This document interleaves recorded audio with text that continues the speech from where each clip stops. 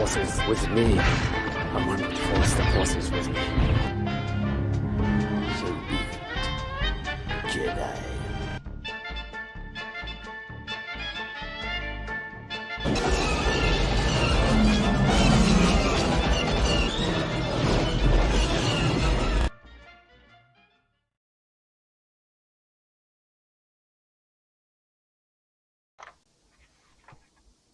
Welcome back, everybody. It's Thursday night yet again, and we are here at the Geek News Now Cantina Happy Hour.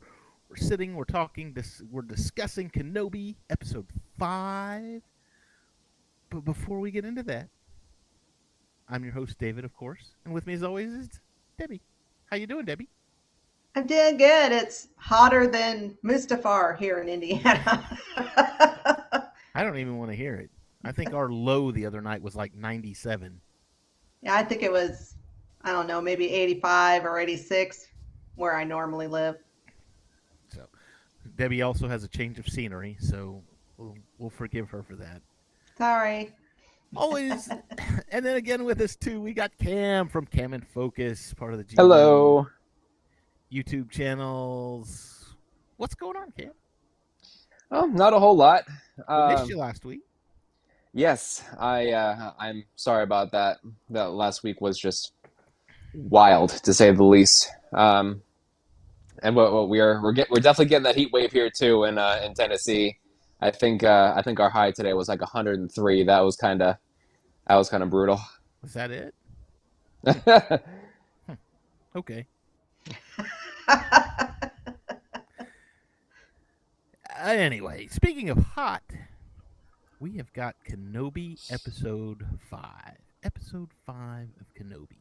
And for some reason, and I know, Cam, you're one of these, the fans really liked this episode.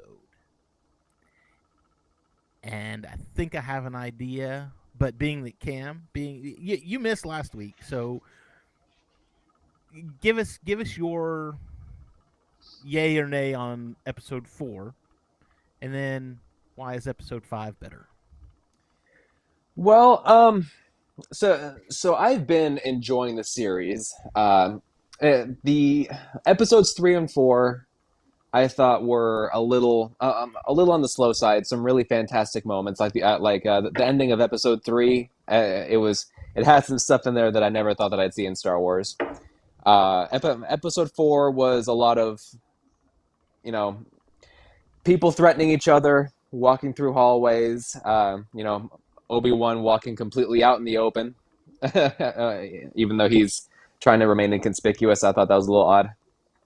It just didn't really, that episode in particular really just didn't grip me, but then this one came around and I was like, oh, wow, they're really batting for the cages here, so I was pleasantly surprised. I think this is one of those things to where people are, and not necessarily you, Cam.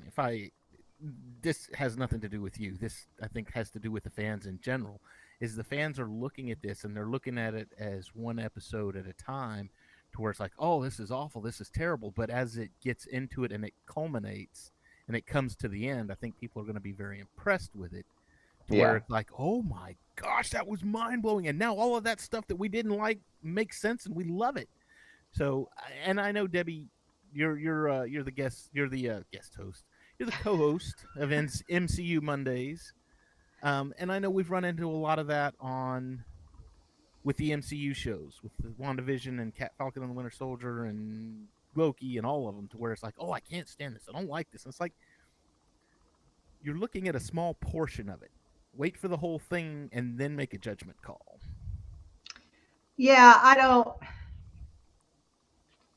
I don't know if the fans just can't get used to an episodic series because we're so used to watching Star Wars as a movie.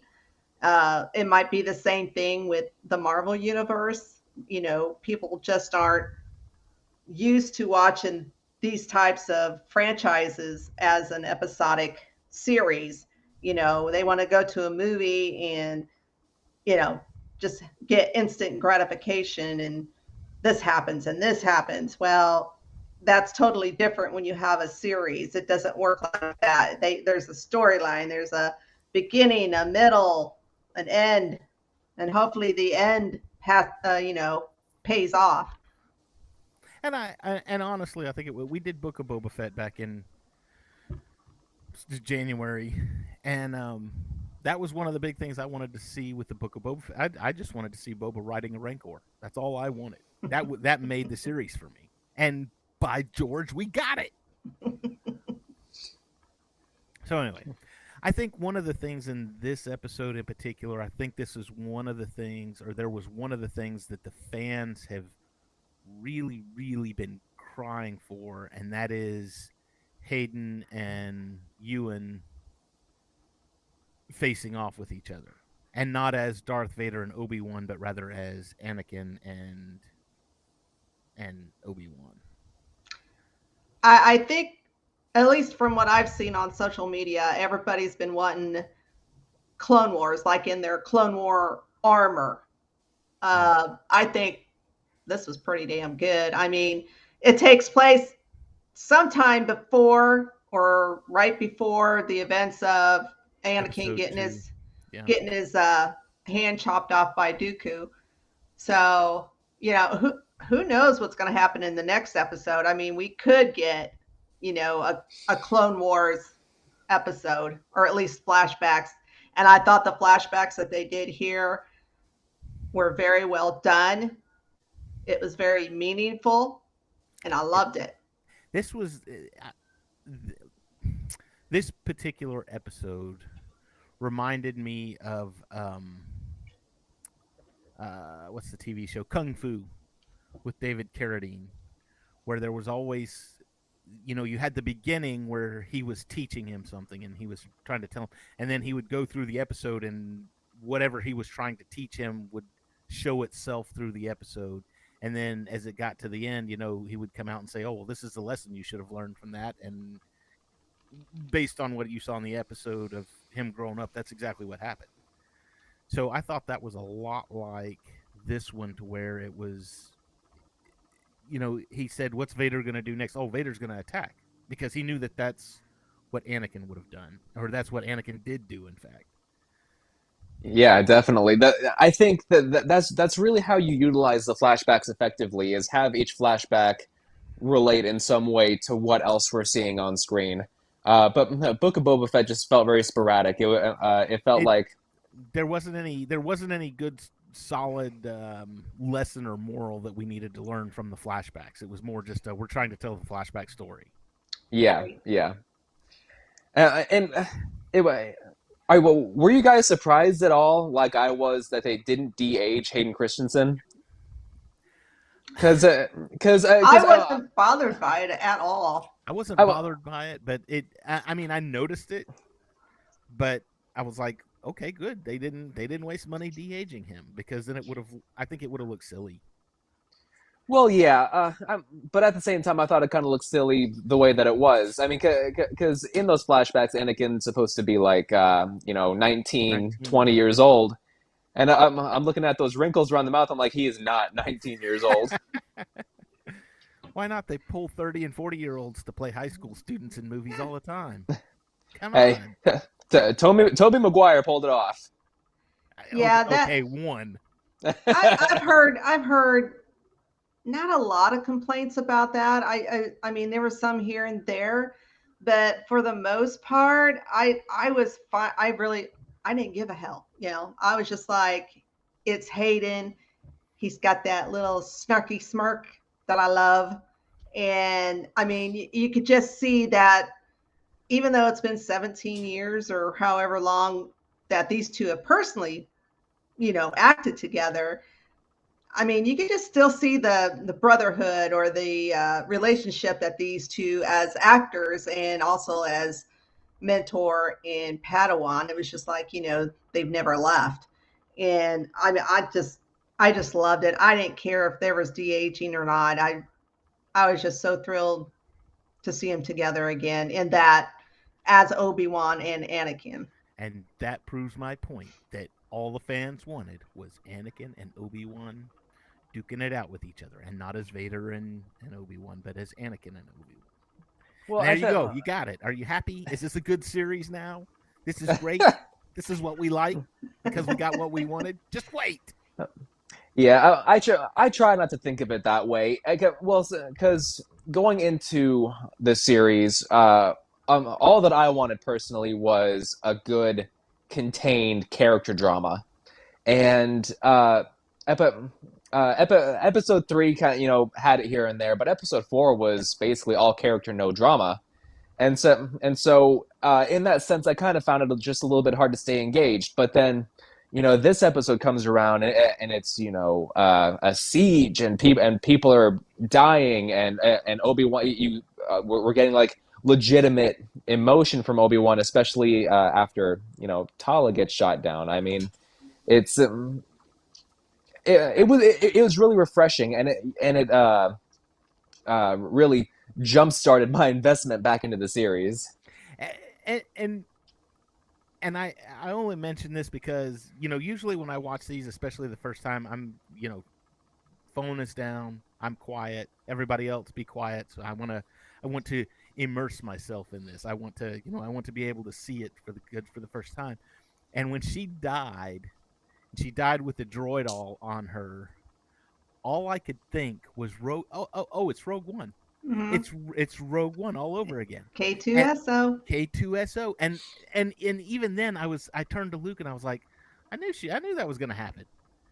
I said these characters aren't anywhere in the future. We know that they're not going to survive this. So, thoughts? Yeah, well, I thought that was really effective. That this silent droid who never so much as made a single sound, was able to convey so much with so little. I was actually I found myself getting a little emotional about it. I was like, oh no. He didn't, Yeah. and he wasn't in it all that much either. I mean, No. it was just the Right. intro scene, and then this. He was at the thing, but Yeah, it's well, not he like was you in the could- intro and he helped Obi-Wan escape. I mean, yeah, he didn't have a lot of screen time, but you still feel sad. And I don't know if it's because maybe everybody made that connection to K2SO and Rogue One. It was just like, oh my God, all over again. But yeah, we got to know K2SO a lot better because one, he could communicate and he was funny as hell. So I think I think a lot of it has to do. Okay, you take like K2SO, you have C3PO, you have R2D2, you've got BB-8. These droids populate the Star Wars universe. You've got the Gonk droid, which all the Star Wars movies are about the Gonk droid. Of course. That's what it boils down to. But in fact, that's the next movie I think is Gonk, a Star Wars story. So just a thought. But so whether these droids talk or not, or I think that people watching Star Wars, they grow an attachment to these droids as characters, and when they explode or when they die, I mean, R2 was shot at the Death Star. You had oh help me Debbie, Solo, what was her name? L3. L3. no, Even that, you don't like her. I don't. I mean, I was sad. I was sad when she died or Yeah. shut off, but I was just like, yeah, I was sad for Lando. I wasn't sad for her. Yes. So anyway, but again, I think we grow attached to these droids, even though they're inanimate. Well, not inanimate, but they're not living organisms, and people just love them. People love them to death.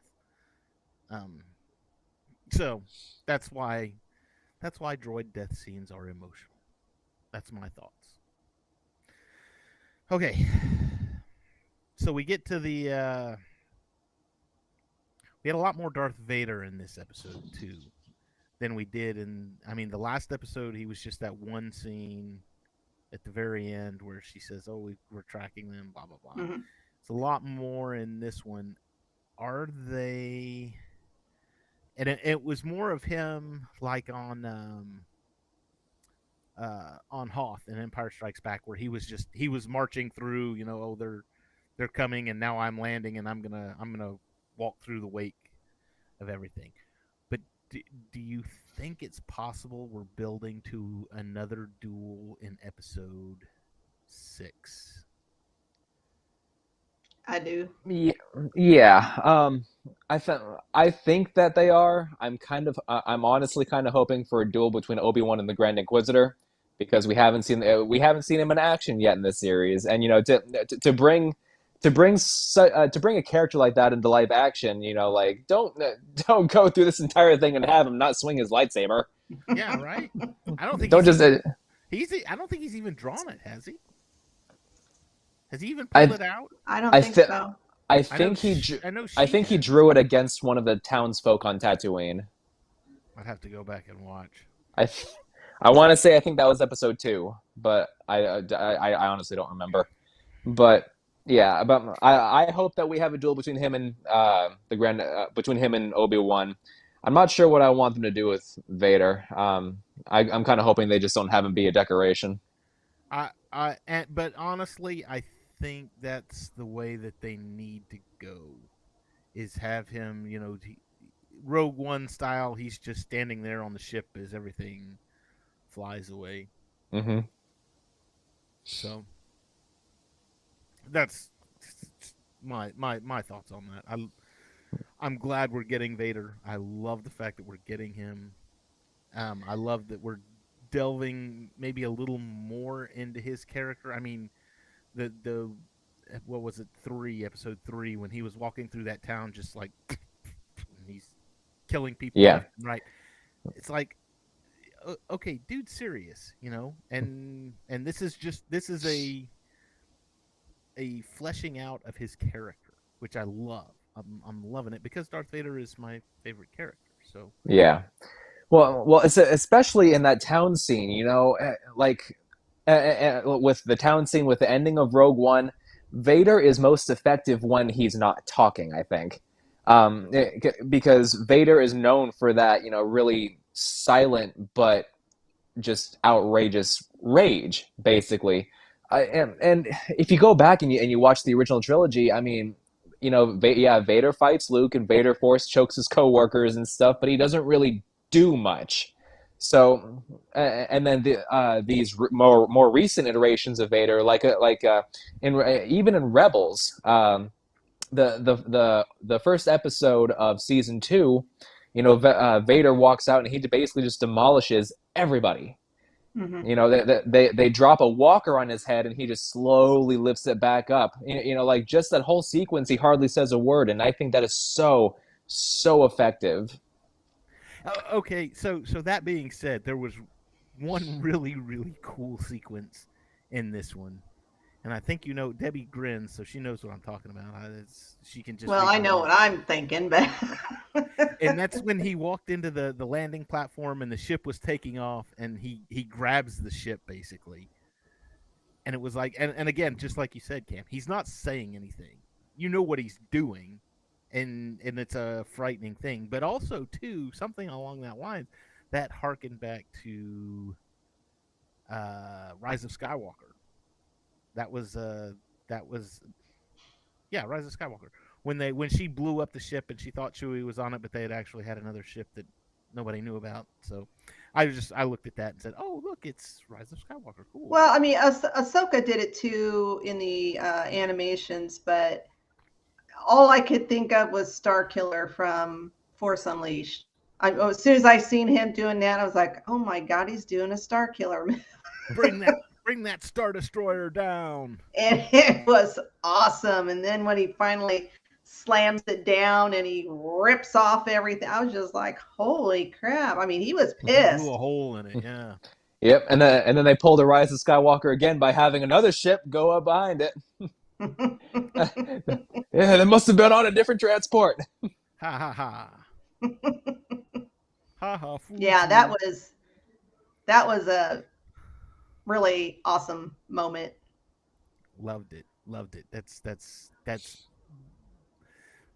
that's one of those things. There was a line in A New Hope where Vader says the ability to destroy a planet is insignificant next to the power of the Force.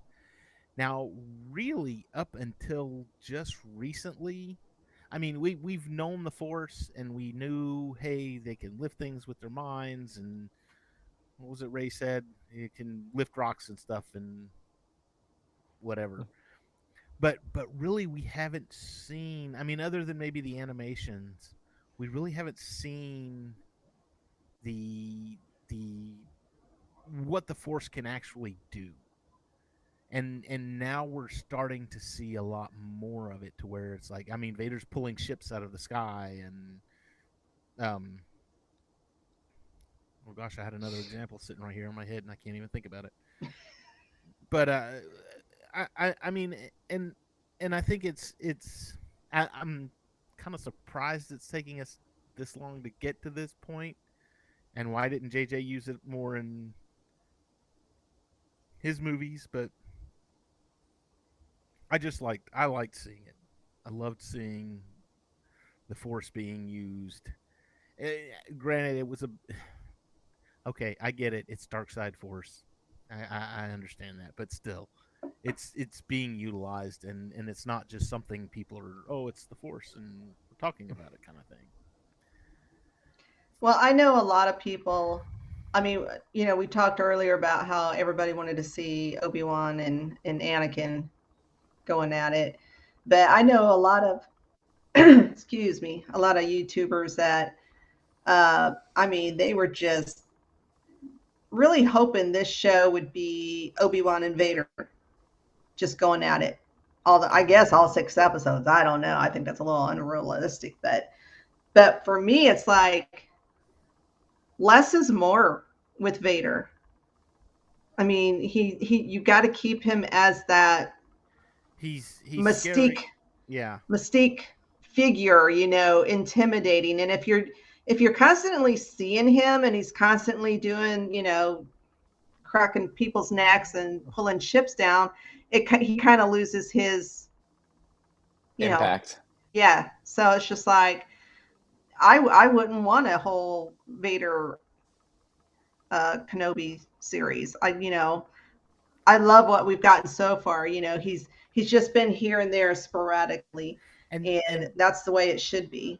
And that being said, I completely agree with you, Debbie. And that being said, I look at these people. Oh, we want a Darth Vader series. Show us a Darth Vader series, and I'm like, there. At some point, I would have enjoyed that, just because. I mean, not necessarily for character, but Dave, if you're watching, I would want Michael Bay to direct it.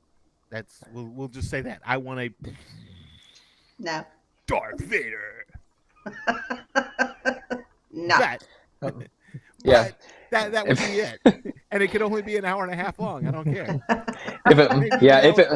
If it doesn't show Vader casually walking away from an explosion in the background, then it's not going to be a Michael Bay production. Instead of American flags, it's going to have Empire flags. It's just, every shot, there's an Empire flag somewhere in it. Yeah, and I mean, technically, Vader already had a series. It was called the first 6 movies. Yeah, right. Yes. And Clone Wars. Series? You had it. Go watch the Clone Wars. Yeah, I mean, he's everywhere. Yeah, I think the source of a lot of people's disappointment was, as soon as they heard, it was going to be live action, Ewan McGregor and Hayden Christensen are going to be back together. They thought, oh my God, I'm going to get another Mustafar duel every episode, and it's like, no, like the reason that duel worked so well was because there was just one of them. Mm-hmm. And to something else, and I know a lot of people were complaining about this through the first 4 episodes, to where it's like they kept saying Hayden Christensen's going to be in it, but all he's in is the Darth Vader mask. We want to see him. We want to see Hayden Christensen, and it's like you can't do that. He's Darth friggin' Vader. He's got the helmet on. I get so upset with these, and Rogue One did it, and the Judge Dredd with Sylvester Stallone.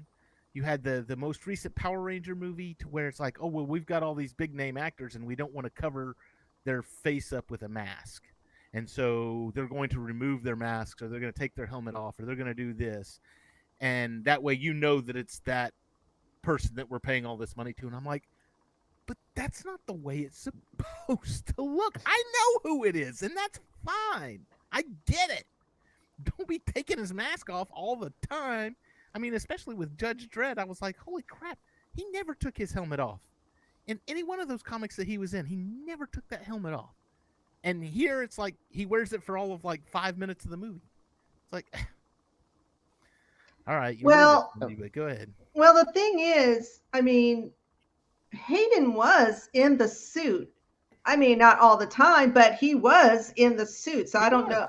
Well, there's two stunt doubles there. Well, yeah, they're doing the stuff that maybe Anakin would have trouble doing in a Vader suit. I mean, he can't duel like he did at the beginning of this episode, you know. Right. I mean, they're trained to do that stuff in that big, bulky suit where Hayden probably wouldn't be. But you know, the scenes where he's either, you know, walking or just sitting, or they just have a close up, that's Hayden. Riley says, hi, Riley, by the way. Darth Vader show would be cool. Yes, if Michael Bay directed it. I'll agree with you. Michael Bay. Yeah, I wasn't one of those people who was disappointed about, you know, not really seeing much of Hayden's face, but because honestly, just the novelty of having Hayden Christensen back in a Darth Vader suit, that's just, come on, that's awesome. And I mean, it was him in episode 3, so I mean, it's nice that it's carrying over, you know. So I just I don't know. I'm you wanted Hayden, you got him.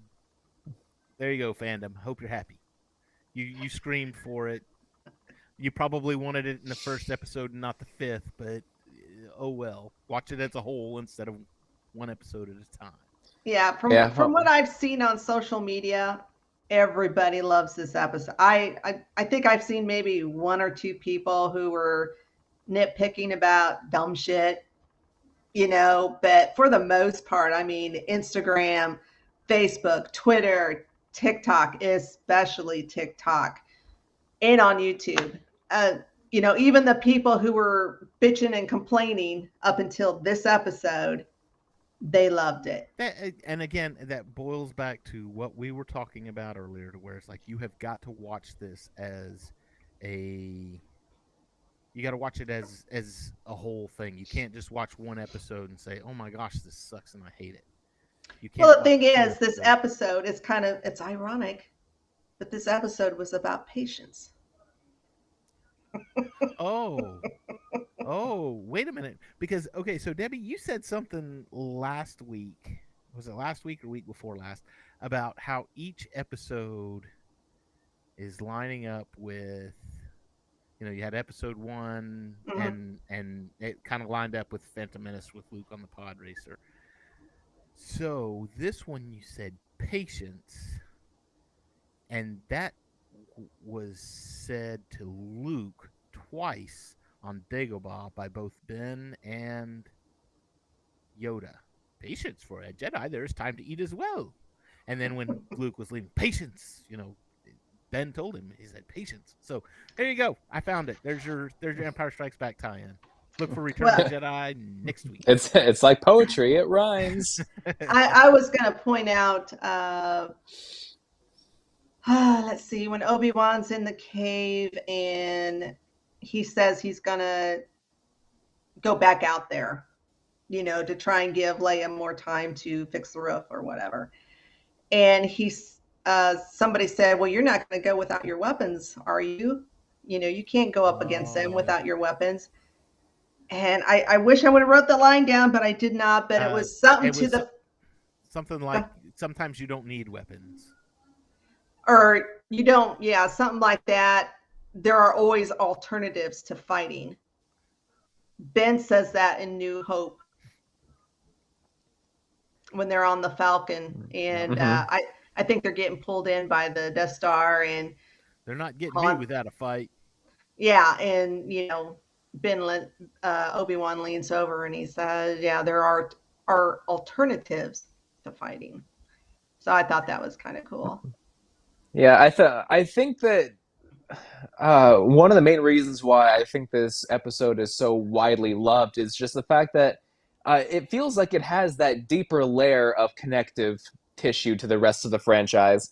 Not just with the flashbacks, but also with the dynamics between the characters as well.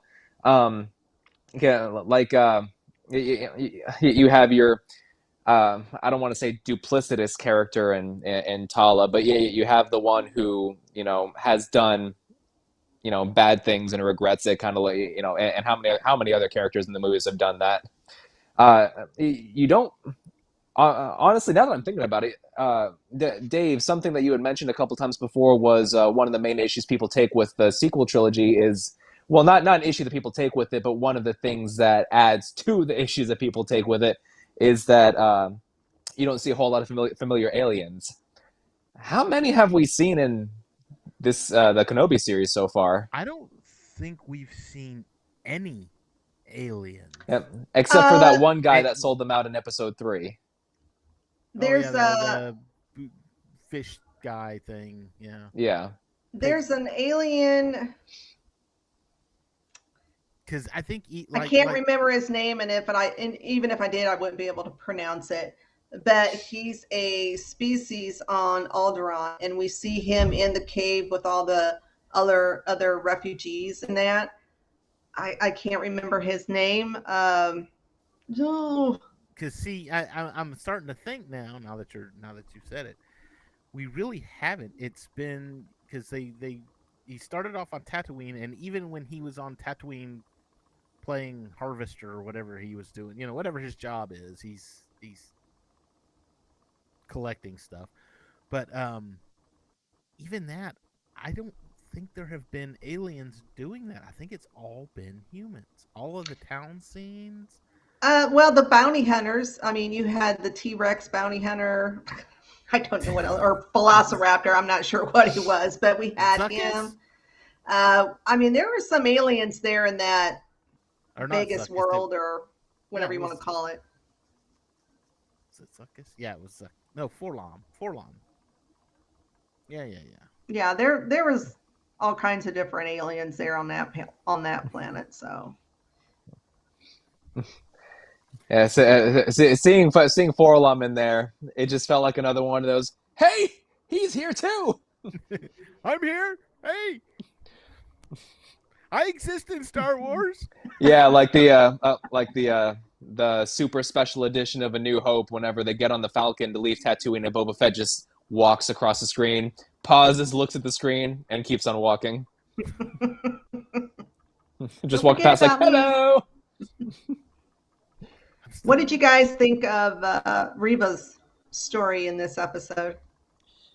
It felt a little jarring, and not so much that oh, this is totally out of character for her, but it just felt like the switch was a little too quick. I wanted a bit more banter between her and Obi-Wan, where layers were peeled away, rather than just, hey, you're not hunting me, you're hunting Vader, and suddenly that just like, yeah, that right there is the 180 for her. And Lucas called it for us. He said that she won't die in this next episode, but she'll get a redemption. She'll be able to redeem herself. Well, I assume she's heading to Tatooine. But how She's does she survive?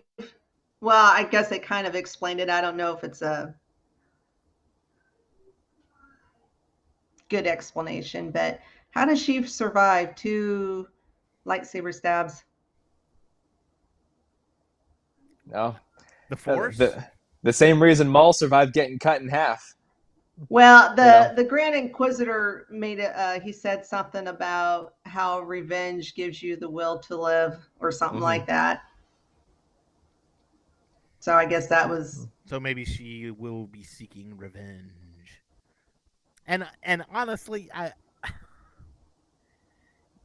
God help me, when they gave her the Inquisitor patch, I was like, okay, there you go. She's the new Grand Inquisitor, and he's gone. The guy we saw in the first 2 episodes is gone, and he's a different guy than what we see in Rebels. And so everybody can quit complaining about why he looks so bad. And I'm looking at it going, oh, that's great. And then I get to the end, I'm like, dang it, lost again. There he is. He's still alive. Yeah. Well, as soon as he came back, well, I was expecting him to come back because I was sure that he was the same character. As soon as he walked back on screen at the end of episode 5, you know that meme where somebody who kills someone else is sent a text from the person in the hospital that says, "I live, bitch." that was all I thought of. I was like, I knew it. I knew they were gonna pull that one on us. We need the meme now. Go ahead and make your meme there, Cam. You know it's coming. Oh, I know. Go ahead. I was just gonna say, someone call up Philip Gilbert and tell him, "Hey, I have a project for you." I loved how we got to see her viewpoint of Order 66. I mean, Yeah, that was a Hayden cameo that I liked. Yeah, that was brutal. I mean, they didn't show a whole lot, and they really didn't have to, but that was brutal. It's just the implication of it. Mm-hmm. That being said, and this is probably what caused it. Did you notice the disclaimer at the first of the episode? Yes. The warning. People are getting. Please don't. It's like, this is a fictional story. Please don't get upset. This isn't really happening. Did they retroactively add that to the rest of the episodes too? I don't think so. Just on the first episode, they said something, and then this episode. These were the only 2 episodes where they've said anything. And I'm wondering, one, if that has to do with partially with the Order 66 that we see in this episode, but 2, I'm sure that there were a lot of people upset about the whole, well, Leia's not telling us anything, let's torture her. Start the torture. Oh, we're torturing a 10-year-old? Holy crap, are we the bad guys? Or, episode 3 where Vader straight up snaps a kid's neck. I mean, yeah, in the middle of the street. Go for it. See, that was awesome. And I mean, and of course, but Hayden lived up to the meme. In the village, it wasn't just the men, but the women and the children too. And the children. Anyway, I was upset that he came. No, I wasn't upset that he came back. I'm glad he came back. I'm glad this is, so far as I can tell now, this is the Inquisitor we get for Rebels. Sorry, Debbie, no Jason Isaacs. I'm sorry. I know you. I was really hoping. I mean, I didn't have my expectations up there that high, but I was just like, boy, wouldn't that just be great? Because I love Jason Isaacs, so. Well, to be fair, Rupert Friend does do a decent, Jason Isaacs impression. I mean, he can kind of emulate that posh aloofness of the Grand Inquisitor. So, I mean, it's not Jason Isaacs. We got him from Wish this time, but it still works. Yeah, I'm not mad about it. I just kind of like hoping. I was really hoping. I really, really wanted it. You should go and start a campaign online and see if they'll digitally alter the whole thing and put Jason Isaacs back in. That would be awesome. Yeah, I'm not going to throw a big rant on it on YouTube. And... Or even just go in and have him do voiceover work and dub his voice. It'll be another Ray Park, Sam Witwer situation. Yeah. There's a man who needs his own series. Sam Witwer. Oh. No, Sam Witwer. I love him. He loves Star Wars so much, and he's done a lot of the voiceovers throughout the animations. And I would just love, I don't care what character he gets, I would just love to see him in a live action Star Wars show. Well, have you watched any behind the scenes stuff of him like in the booth doing the voice for Darth Maul? Like it's not just his voice; he puts his whole body into it, and Oh I think yeah, that's why he Maul's gets voice is into so it. good. He I gets haven't seen into it. it. I have to go watch it. Especially when he does the Kenobi. Kenobi! I ain't going to do it because then I won't be able to talk the rest of the show. But yeah, he gets into it. That's why I love him, because he loves Star Wars. He knows it like the back of his hands. And like I said, he's done voiceovers for several characters in the animated series and that. And that boy just needs his own show. Oh, speaking of voiceovers, now that since you mentioned it, Ashley Eckstein and um, oh gosh, I can't even think. Matt, no, Latner.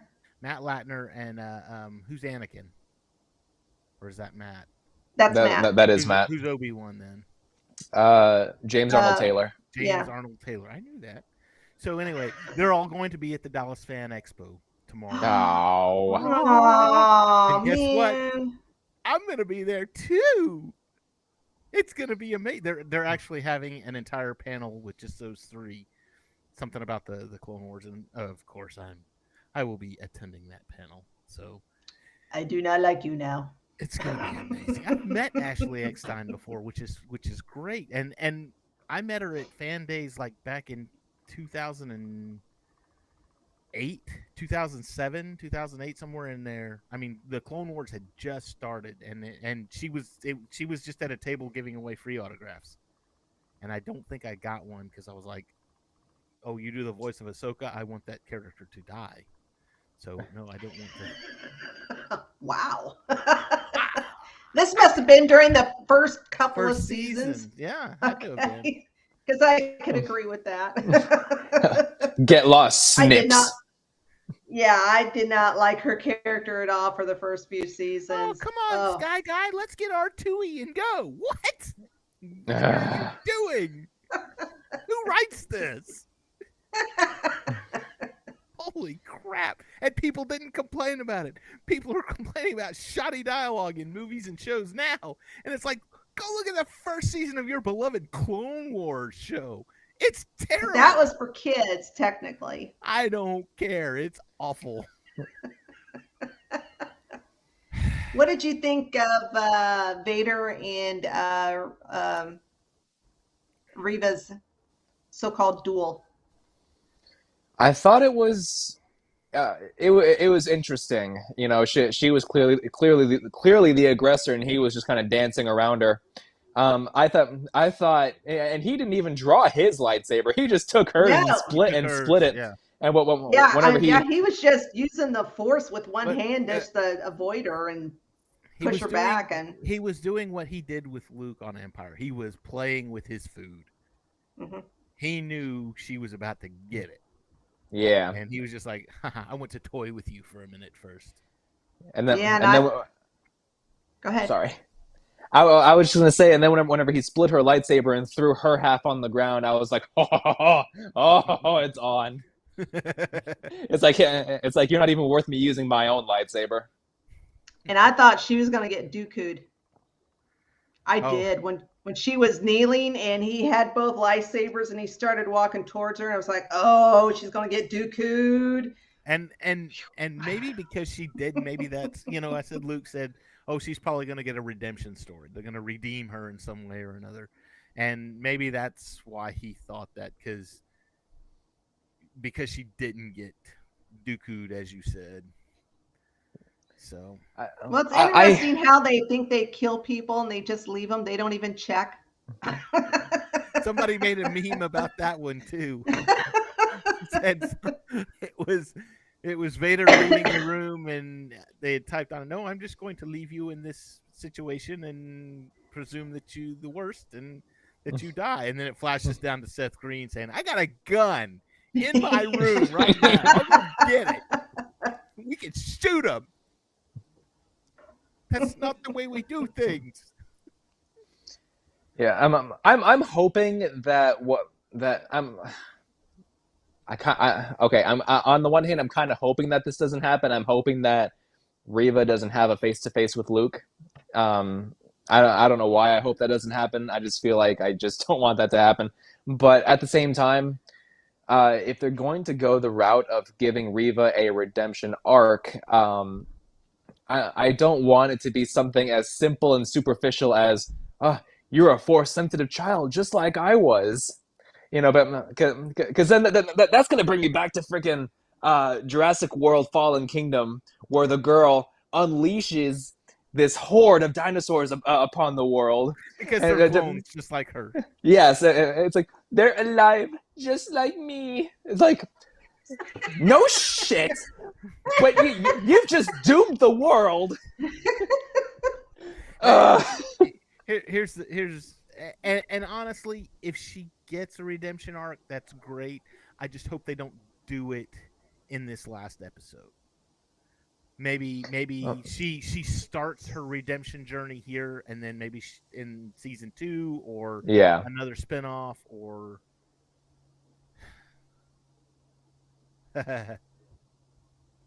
Pull Back to the Future. Give him some converters. Tell him he's going to need them in a couple of years. That was one of the greatest scenes. If go watch the Robot Chicken Star Wars special, and there's this one scene where it shows Luke and he's sitting in the bar, and the dancers all come out and they start pole dancing, and the announcer gets on and goes, "Now appearing the power converters," and I was like, "Oh, he's gonna go pick up some power converters." Hilarious. I love Robot Chicken. An amazing show. Go watch Robot Chicken. We love it. Seth Green, if you're watching, we've mentioned you twice now. 2 times. Endorse us! Endorse us, please! We need it. Now, there was one thing I don't know if I was like totally shocked, but I was a little surprised. Maybe would be a better word for that. But when he finally takes Riva down and he says, "You didn't think I would know, youngling?" I was like, oh shit. He knew. He planned this. I mean, holy crap. And I'm wondering too if the Grand Inquisitor, the former Grand Inquisitor came to Vader after he was stabbed and said, "Look, she's going nuts. We got to do something to keep her in check." And Vader looked at this opportunity as a way to kill 2 birds with 1 stone. We can catch Kenobi and we can get rid of her at the same time, and everything's good. Yeah, what I didn't understand was, like, if she wanted to attack Vader, why the hell would she wait until afterwards? The perfect time, at least he was distracted, would have been when he's pulling down, it's taken all of the force that he has in his body to pull down that ship. That would have been the perfect time to come up behind him and stab him in the back or whack off his head or something, not wait until he's done and he's watching another ship go flying off. And, I'm just like, why? Why did you wait? Or better yet, my one main complaint, why weren't these people on the transport ship? Why were they waiting? They were told several times, "Okay, let's get your stuff together," We're gonna get out. And then they're waiting until Obi-Wan gets there. It's like, "Okay, let's do this again. Let's go." I'm like, what have you been doing for the past half hour? You should have already been on the ship. Wow. That's your my complaint more has to do with Vader was standing on the bridge of the Star Destroyer, and those Star Destroyers are pretty big, if I'm thinking right. And so if you're standing on the bridge that's at the back of the ship, you would probably be able to see the entire front of the ship out the bridge window. You would. And it's not there. Considering, a Star Especially the Destroyer angles is they like, were doing it. I mean, it was like a downward angle. You would have thought, "Where's the ship?" Considering that, a Star Destroyer is like a mile long, you would think that you would see, just a bit, but Kind of like a new Camaro. You can see over the dash, and you see all the hood. Yeah.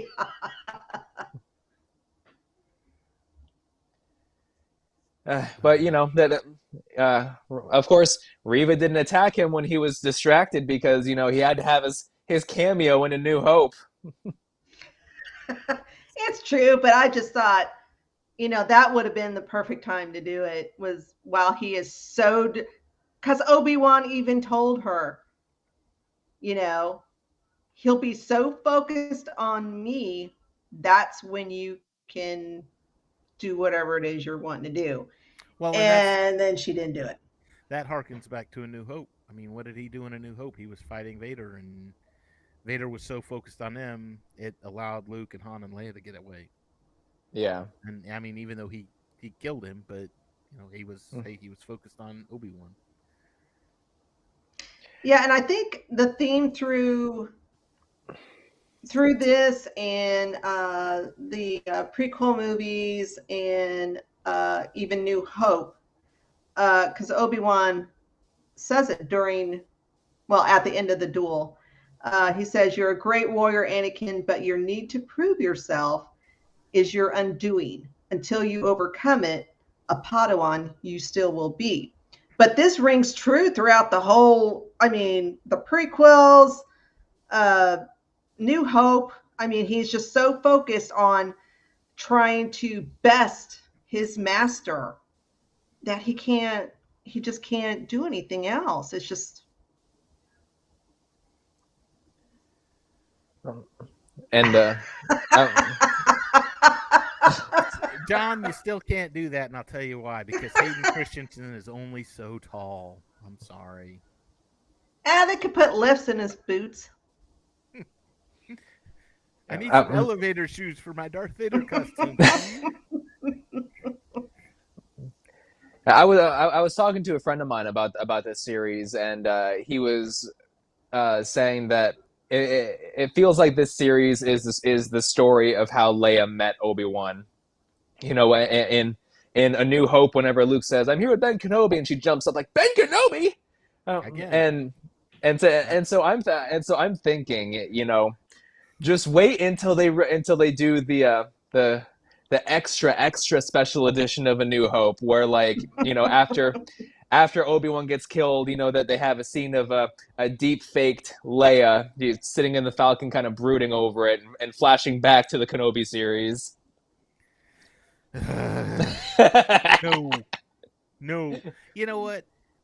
I'll say this, and as far as the special editions go, I feel this way about the special editions, except for like one or two little things, and one of the shining example is Ian McDermott being in Empire. But somebody showed me what was it, the teaser trailer for The Little Mermaid. The live action Little Mermaid comes out in May of next year. Oh, really? I can't wait. And I'm like, no. I said Disney made a masterpiece. You do not need to remake it. You do not need to better it. You do not need to expand it. That's why I haven't liked any of these Disney live action. Yeah, the only one I've really even liked was Beauty and the Beast. That's the only one. It was okay, but that's what I'm getting at is you've got all these special editions and we're just remaking. I'm like, do people go and add on to the Mona Lisa, or do they expand on do they add rooms to the Sistine Chapel so that more people can paint murals on the ceiling? No, you don't mess with a masterpiece. You leave it alone and enjoy it for what it is. It's all fun and games so someone David. It's all fun and games so someone tries and approaches the Mona Lisa with a Snapchat filter. And that's basically what a lot of the special edition changes are. And then earlier we're talking about how each episode correlates to one of the first 6 movies, and I'm just like, oh well, shit. Episode 6 we're gonna have Ewoks. Oh yeah. No, it'll be something. Well, yeah, it'll be fun. Yeah, Ewok. Why not? We gotta keep Warwick Davis paid. So sure, bring him on. Yeah, Disney's he's. making a new Willow, so Oh yeah, they are making a new Willow. yep, they dropped a teaser for that one earlier this year too, and it's going to be amazing because I enjoyed Willow. Anyway, all right. Anything else, episode 5 wise?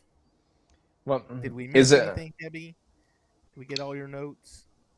Do you even have notes since you're in a different location today? Okay. Okay. My son-in-law was so kind because I forgot to print them off at work. I left work and came right here, but he was so kind to print these off for me. So thank you, John.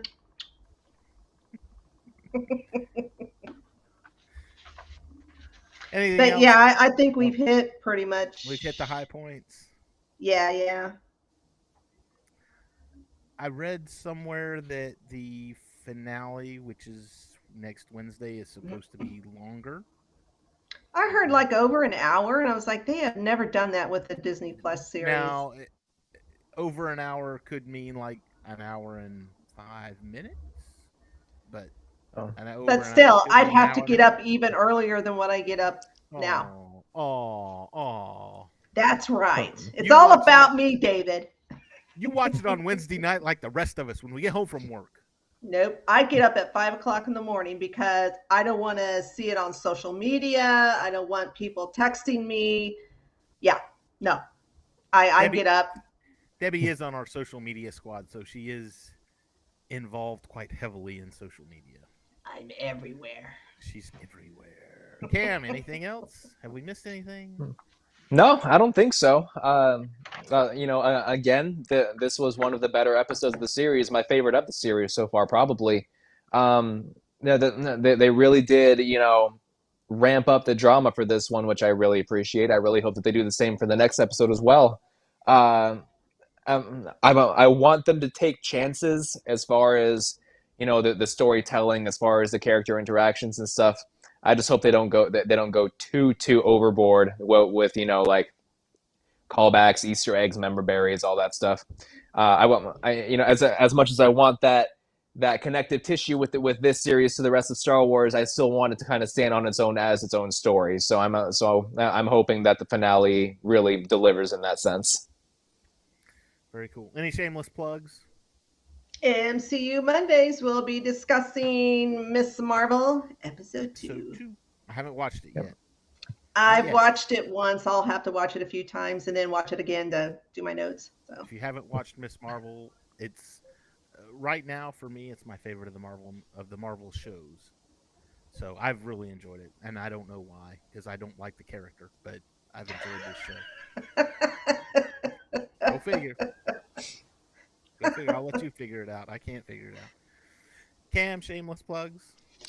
New Cam and Focus comes out very soon. It's actually going to be a Star Wars one, since Kenobi is the hot topic right now. So, don't go on a rant on Kenobi.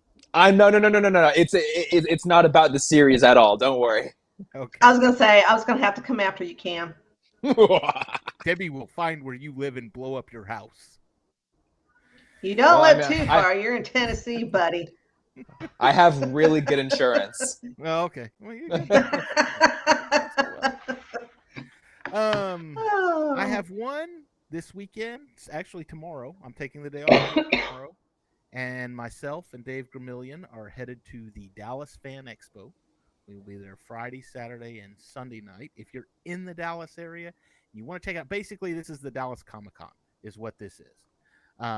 If you're in the Dallas area and you want to come hang out with us Friday night, we're hanging out at a place called Chop House Burgers. We're going to go have some food and friends and all kinds of fun stuff. And then we'll be at the Fan Expo all weekend. So come and find us and say hi, and we will say hi back. I promise you. Anything else? Anybody? Just looking forward to next week. Next week, Definitely. season finale of Kenobi of next week. So we will see you all next week, and may the force be with you all.